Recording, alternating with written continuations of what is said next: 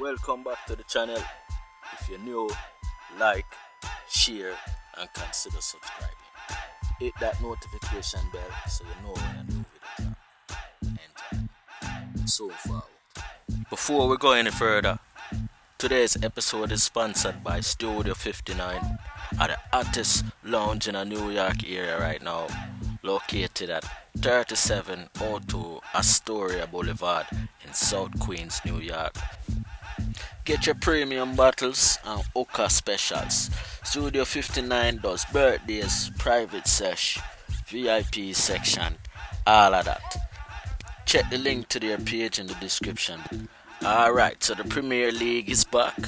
We have free unlimited transfer for week 17. So today we have a look on the fixtures and jump straight into the 15-man draft. Starting with the goalkeeper, we're going to discuss transfers for the complete squad and end with the starting 11 for week 17. Let's go. So Monday 26, we have Spurs that play Brentford. First game in the morning early. Then Crystal Palace and Fulham. You have Everton playing Wolves. Leicester play Newcastle. Southampton play Brighton. Aston Villa play Liverpool. And Arsenal end the day versus West Ham. Then Tuesday, you have Chelsea versus Bournemouth, Man U versus Forest. And Wednesday, you have Leeds versus Manchester City. First up is Danny Ward. He will retain his place in the side based on form. Ward has brought a total of 37 points in the last 5 games, 7 of which is bonus points. Ward is currently ranked 6th in both total save and overall points and only costs 4.1 mil. Ward's 60 overall points is impressive, having lost 9 Premier League games so far. For me, Ward remains in the side ahead of contenders such as Arrizabalaga, Nick Pope and Sanchez.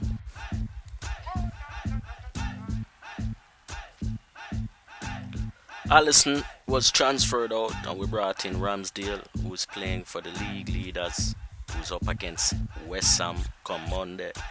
Ramsdale is tied first place with Pope for clean sheets, 7 in total. When you take a closer look at Ramsdale's stats, you can see that his value at 4.9 mil and has a total of 58 points so far. Comparing the two keepers, Ward is definitely the busier keeper, conceding 25 goals while Ramsdale conceded 11. Ward made a total of 46 saves, Ramsdale 28. Ramsdale had played in 1 less game than Ward, but in Ramsdale 14 games he has had 1 defeat and 1 draw, while Ward played in 9 losses for Leicester. Chelsea's Arrizabalaga is mentioned only due to the double game week, but Chelsea's form won't change overnight. Several losses in the last 5 games.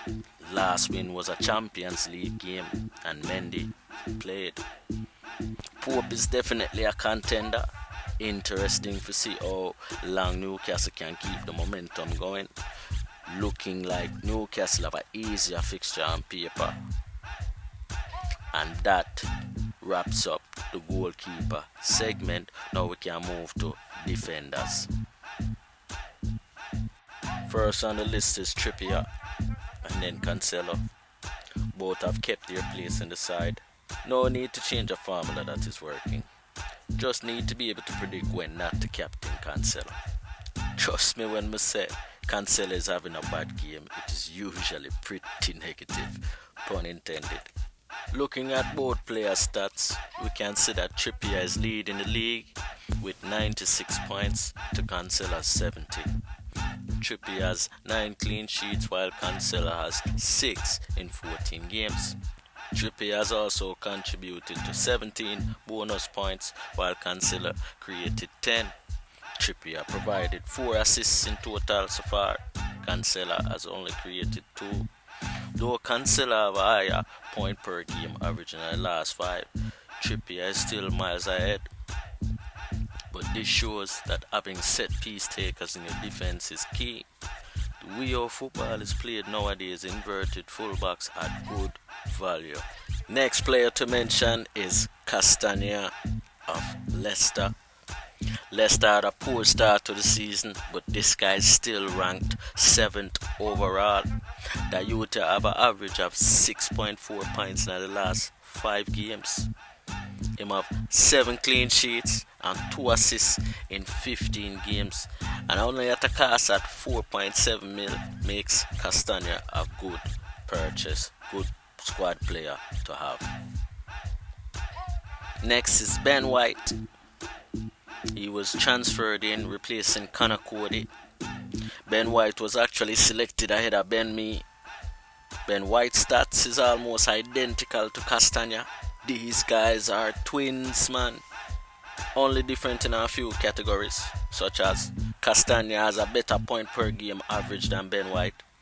Castagna has 1 more bonus point than Ben White, but Ben White has 1 more overall point than Castagna with 66. Castagna is at 65 right now. Everything else, including value, is the same. Next up, we swapped Saliba for Reece James. James was in a good form before getting injured early on in the season. His match fitness was questioned, but Chelsea play a double game in week 19, so we might as well just throw him in now. Chelsea's form is not the best either. 3 losses in 3 games before the World Cup break for Chelsea. We're just hoping that James can pick up where he left off. That was 7 games, 1 goal, 1 assist before the injury. First midfield up on the list is Kulusevski of Tottenham, who is in for Maddison.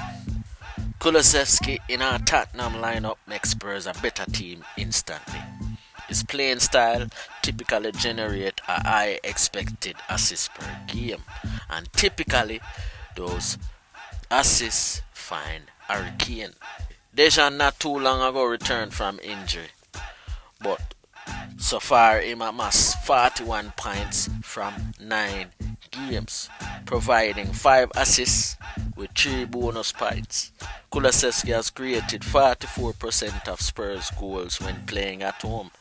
Next on the transfer list was Martinelli, who has replaced Saka. Nothing against Saka, who has been in our team since week 1.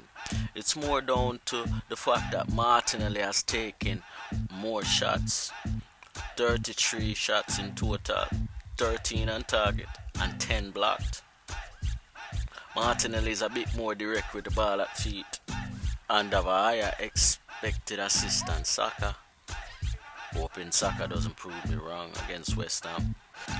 Martinelli currently have 5 goals and 4 assists in 14 games, with a 4.4 average points in the last 5 games.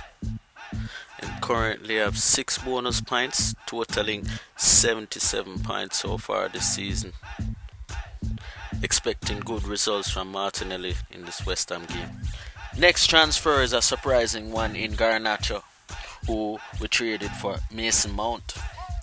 It looks like Rodrigo picked up a hamstring injury, so we decided to move forward. Garnacho was brought in for 2 reasons. One was to reduce the wage bill. Garnacho is worth 4.3 million. Mount cost 7.5 with some questionable performance.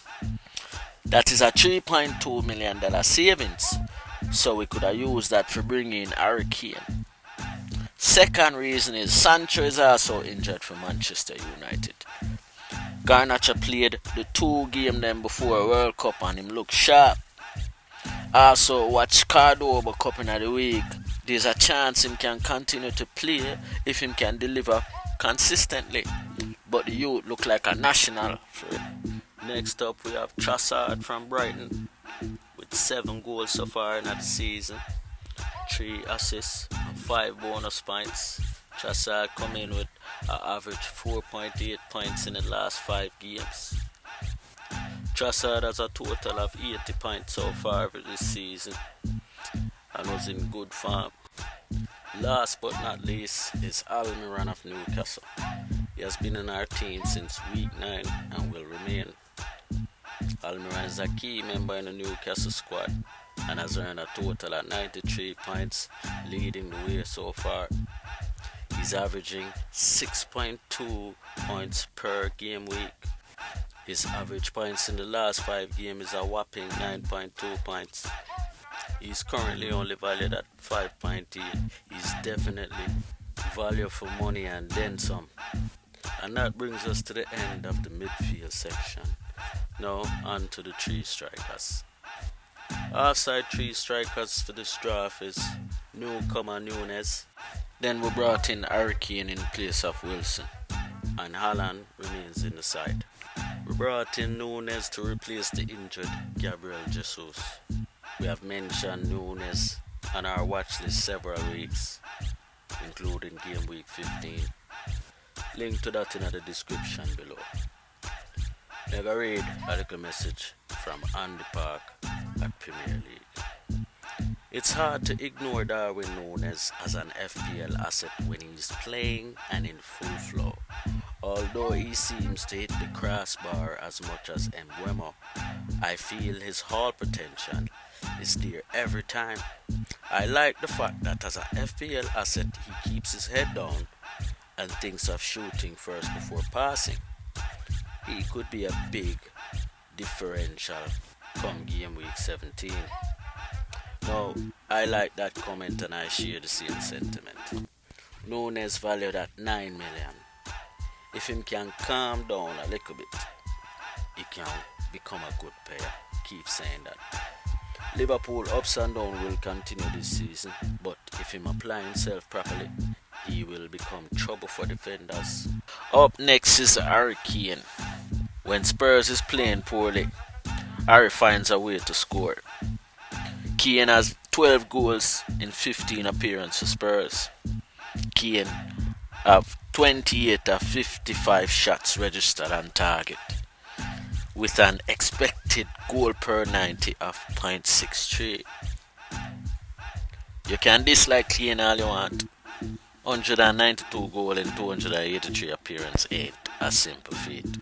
Spurs' next 3 games are winnable and are must wins if them are going to maintain them position in the table. Spurs play Brentford, who may likely be without them frontman Tony on Monday.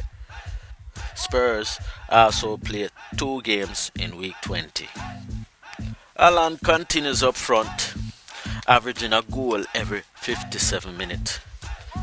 Looking at the next 2 games for Man City, Leeds and Everton, Haaland played 14 games so far, and only 2 of those games he had less than 5 points scored. He stays. And with that, we'll sign off on today's video. Thanks for watching. Please do remember, like, share, subscribe, leave a comment. Bless.